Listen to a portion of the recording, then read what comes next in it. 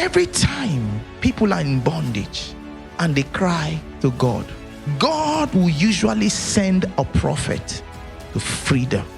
When people are in bondage and people are crying to God, he will send a man to their rescue. There's that scripture in Hosea chapter 12 verse 13.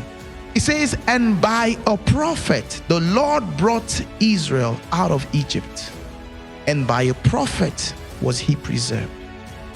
It's by a prophet. Now there are some people who will read this now and say, well, that's the Old Testament. In the New Testament, I don't need anybody. Romans chapter 10 verse 13. It says, for whosoever shall call upon the name of the Lord shall be saved. Right?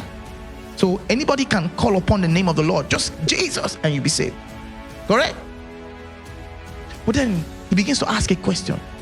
He says, how then shall they call on him in whom they have not believed? So yes, you can call and you'll be saved, but how can you call the one that you've not really believed?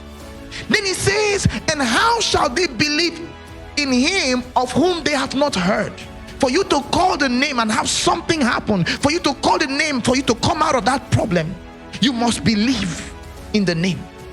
Then for you to believe in the name, you must hear about the efficacy of the name. You must hear about the power in the name. You must hear what the name is able to do. Then he says the big one, how shall they hear without a prophet? Do you understand that now? Say, how shall they hear without a preacher? And he says, and how shall they preach except they be sent? I told you a prophet is a man sent by God. So if you must be saved, there has to be somebody sent by God to initiate your salvation. So you need somebody